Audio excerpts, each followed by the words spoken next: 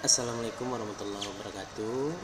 Salam sejahtera untuk kita semua, Bapak Ibu yang saya hormati. Hari ini kita akan membahas mengenai pengajuan dari proposal penelitian proposal PKM. Bapak Ibu, hal-hal yang harus diperhatikan dalam pengajuan ini tidak hanya kita dalam tahap pengisian, tapi juga ada beberapa hal yang harus kita pahami.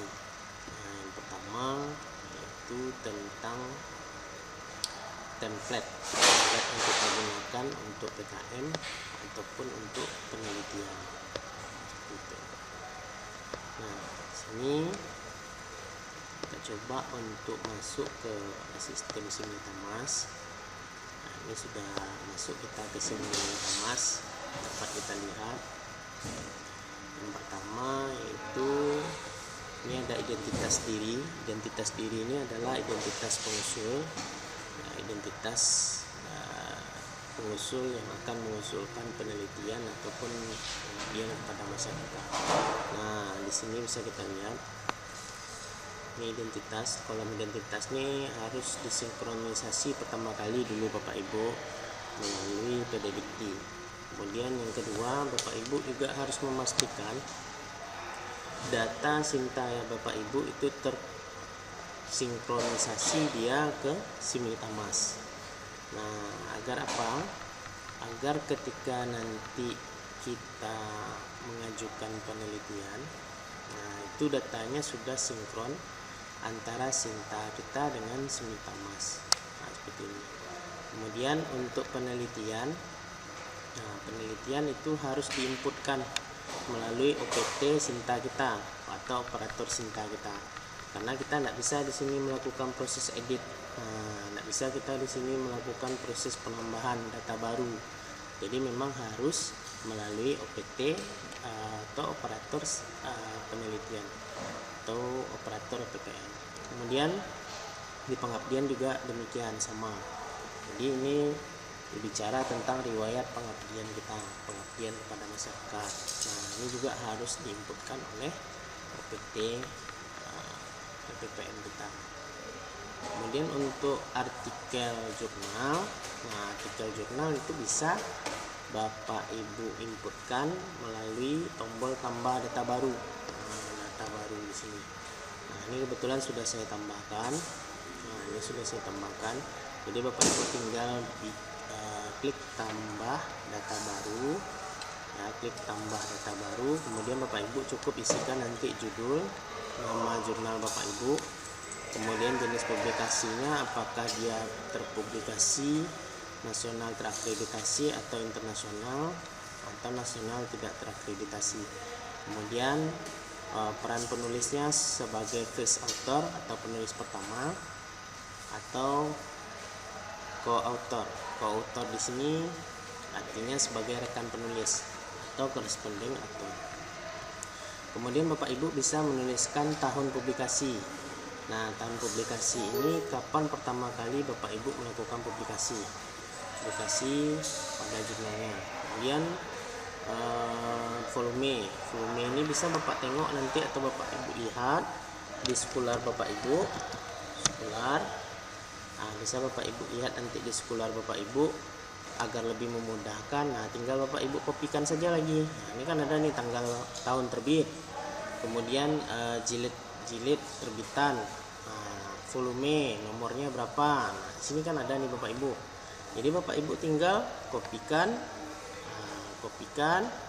dan pastikan nanti ke sistem Simultamas kita. Nah, untuk ISSN Bapak Ibu bisa nanti mendownload nanti contoh seperti ini, Bapak Ibu klik download, kemudian nanti Bapak Ibu cek kembali nanti di data download Bapak Ibu. Nah, ini ada jurnal Bapak cek nanti di bagian atas ada nanti ISSN International Standard Serial Number, ya, internasional standar serial numbernya. Nah, kemudian Bapak Ibu pindahkan atau kopikan nanti ke Simultamas. Nah, seperti itu kira-kira. Nah, kemudian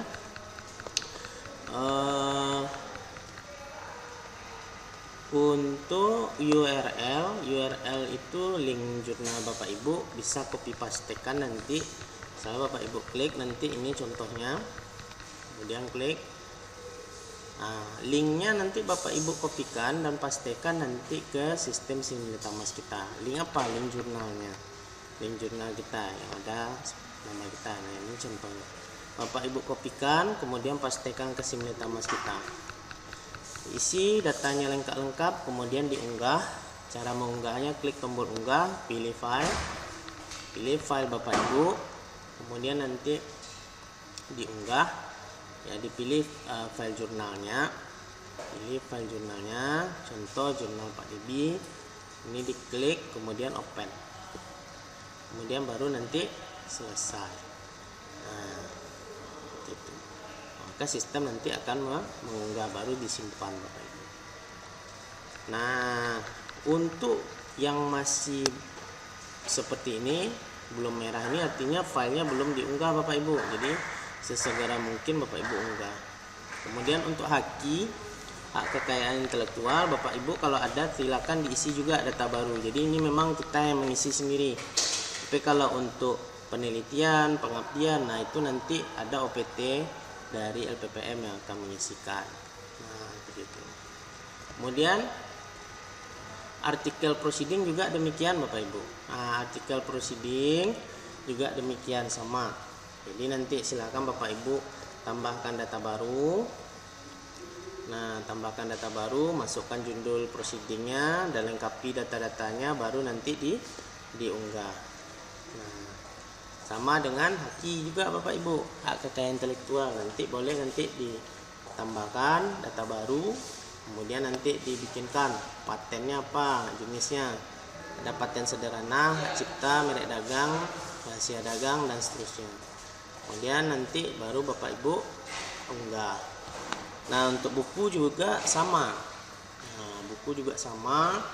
Buku Bapak Ibu nanti tinggal dibuatkan. Nah, misalnya contoh kalau Bapak Ibu ada buku, Bapak Ibu tinggal tambahkan data baru, kemudian nanti di sini Bapak Ibu tinggal lengkapi data-datanya, isi judulnya, tahun terbitnya, ISBN-nya, jumlah halamannya, nama penerbitnya, URL-nya, dan lakukan proses unggah. Nah, jika ada nanti karya monumental ataupun naskah akademik yang bersifat urgensi, Bapak Ibu juga bisa masukkan nanti. Nah, contoh seperti ini, data baru. Nah, apa tujuan kita untuk memasukkan ini Bapak Ibu? Nah, tujuannya adalah sederhana sekali. Bapak Ibu nanti mengisi itu cukup mengikuti template yang sudah dibuat.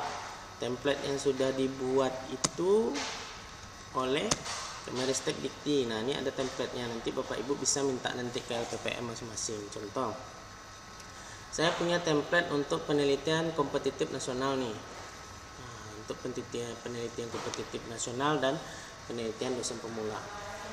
Nah, ini ada template nih Bapak Ibu. Template ini berwarna nih. Nah, kalau Bapak Ibu perhatikan, ini ada warnanya. Berwarna dia, jadi ada warnanya kuning, dan ini sudah tersistem Bapak Ibu, jangan dirubah. Maksudnya itu adalah Bapak Ibu bikin di sini di bagian yang warna kuning ini dia tidak akan bisa. Dia hanya bisa nanti di bagian dalam, di dalam isi kurung ini. Nah, Bapak Ibu silakan nanti isi sesuaikan ringkasan penelitian tidak lebih dari 500 kata ya Bapak Ibu ikuti.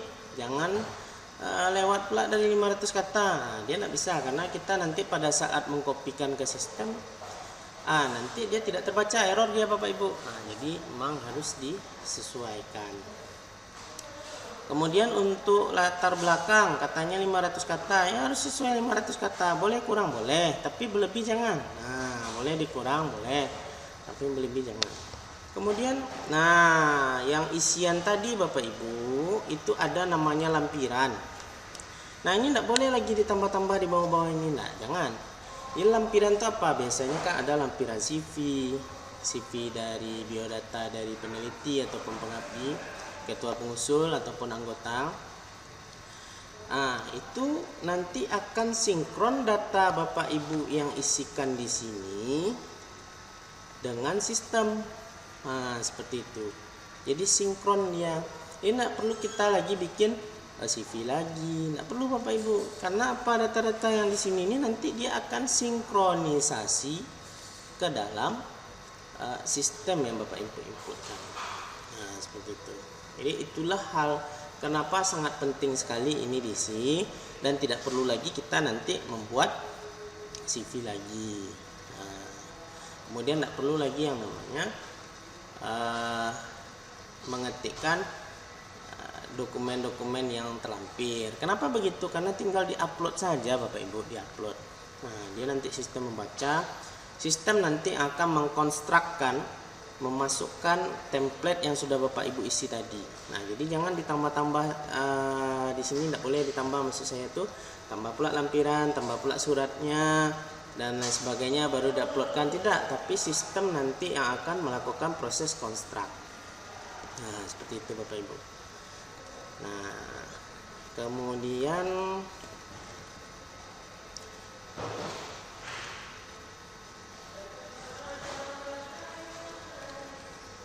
mungkin itu saja. Mungkin itu saja yang ingin saya bagi hari ini Bapak Ibu. Kenapa?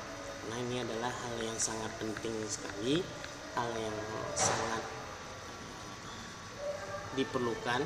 Kenapa? Karena kalau misalnya tidak kita buat seperti ini, tentu nanti bisa jadi diisi sendiri secara manual. Sebenarnya dia bukan diisi secara manual, nah tapi dia sudah menggunakan sistem.